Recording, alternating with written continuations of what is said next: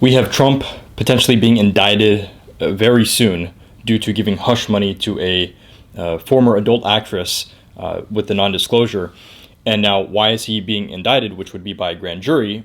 This is because there is one side, one political party, where they want to find any way to take a charge, even though this is a misdemeanor. They want to find any charge that they can stick to Trump.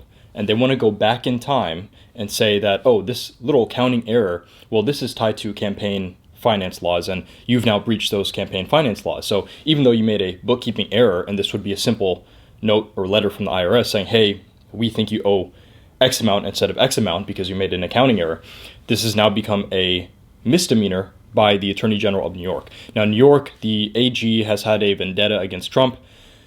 They have announced that they were purposefully running to be AG so they could go after Trump. We saw that they went after Trump for real estate, inflating the value of his real estate to get better deals. Now, this is that's a civil issue between the banks and Trump. The AG is supposed to go after criminal issues. So now this is political prosecution time and time again. So if we evaluate the situation, we're seeing Trump, who, if he gets indicted by a grand jury, then you have the judge who will make a decision. Okay, the perception is you're letting the people, you're letting peers in that jurisdiction speak for this incident, and then the judge will say, okay, we are going to find him guilty. It would look very bad, the perception, if the judge on his own said, I'm just finding you guilty, versus going to a grand jury. That's the purpose of a grand jury. It's a lot of political theater. Now, if the left had a lot more power, they would pursue this more overtly. But because they don't have as much power, there's a fine. They do have the majority of power, but there is still a balance within the power, and they don't want to breach the equilibrium because then a lot more people would wake up. They would be more upset, and there would be potential chaos in this nation, more so than there already is. So they have to be very tactful about how they're going to try to stick charges onto Trump. Now, this sets bad precedent for a former president. We've never had a former president who was charged for a crime and thrown in jail. And now this won't be a type of situation. If we're being very realistic, let's say he is found guilty by the grand jury and the judge abides by that decision, he will most likely be fingerprinted, some photo opportunity for the left to get their pictures in, some record keeping. He most likely would not be in jail for a misdemeanor. That would be extremely unprecedented, and it would look terrible for the institution of the United States of America. Now, that's not to say if there is a former president or a current president who is corrupt and they've committed treason, that they should not be punished to the full extent of the law. They are a citizen just like the rest of us, and so the laws should apply equally. Now, when you're in certain positions of power, you do have certain privileges, like you have an executive privilege as the president of the United States, whether you're former or current, and so there are some exceptions to the rule. However, if you're committing treason, which means you're going against America's best interests, and you're putting your own interests or other people's interests, other entities' interests over the people's interests, now you're betraying all of the nation. You're betraying the office, and so that warrants the justification of penalizing that person. But when you're looking at a misdemeanor for giving hush money to a former adult actress just so you can look better in the public perception, and then that's being chased, that in itself is not unconstitutional. But the chasing of saying the record keeping now attributes to breaking campaign finance laws because you put this as legal fees, and in a sense it is legal fees, but let's say by the IRS classification, you are misaccounting for this expense, and thus there's a repercussion to that. This is a non sequitur. It makes no logical sense to set this precedent unless you're trying to demonize not only the person, the subject, in this case Trump, but demonize the people affiliated with him. Okay, so not just the people who are around him, his inner circle, but his supporters, the people on that side. See, when you're someone, and Trump still followed the establishment to a degree, but he did a lot of things outside of the box.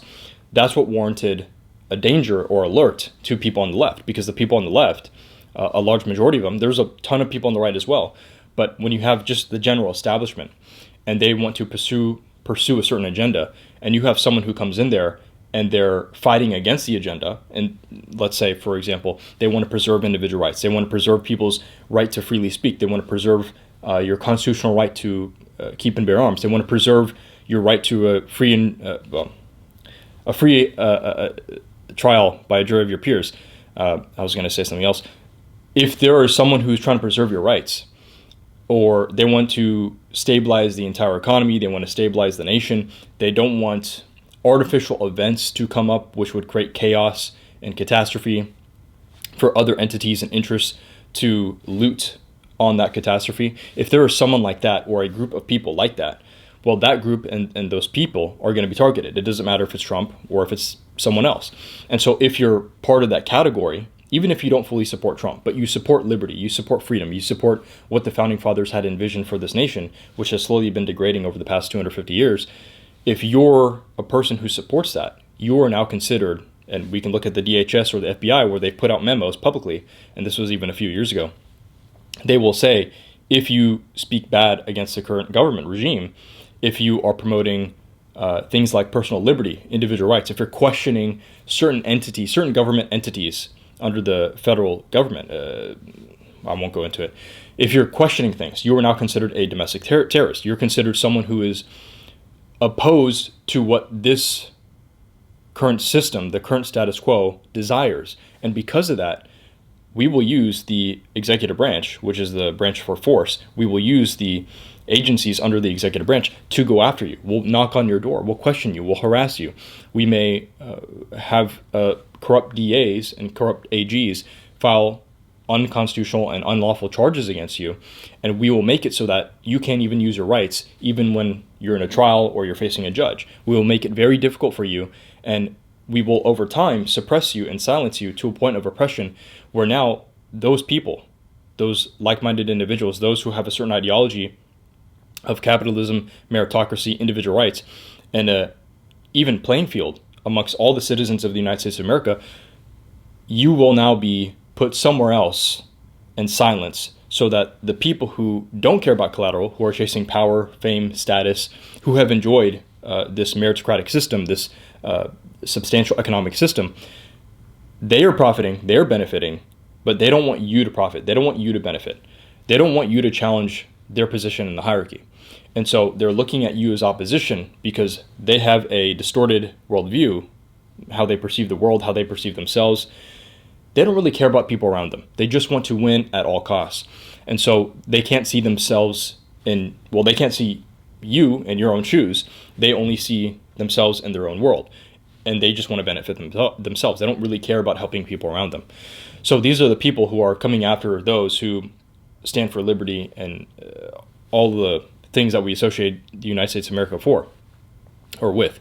So when we look at Trump, now Trump has, we can say he arguably has bad rhetoric, bad mannerisms, but the policies he stood for, what he was saying, he was breaking the status quo in the sense that a lot of people in the nation were starting to wake up, even if it was the minority of the population. Even if you have 15, 20%, that's still a high percentage of people. It really only takes a minority of people, whether it's the Civil War, the American Revolution, the French Revolution, it only takes a minority of the people to rise up against the current status quo to see that equilibrium is not fair or just for them. That system is no longer working for them. And so they break out of it and they start a new system. And that's how you breed systems like the United States of America.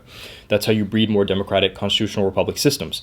And so that is a threat because most of the time we've had tyrannies, we've had authoritarian leadership. And even if you break it down logically, although it happens time and time again, you'll have someone come in power like in the Roman Empire. Okay, you'll have an emperor.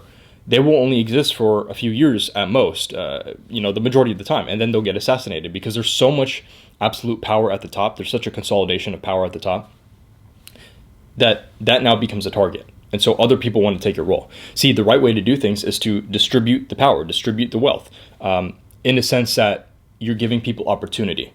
So if one person has all the power, one person has all the wealth, and no one else can make money, no one else can have any kind of power, well, you're at risk. And the people who are chasing that, which again, the majority of people on the left, although there are a lot of people on the right, the overall establishment agenda, they don't understand that they're not safe. It's like Kim Jong-un. I've given this example before. He has so much power at the top, but every 3 to 5 years, he has to get rid of the people around him, his military generals, because he sees that because he has so much power, there are coups that can potentially form against his authority.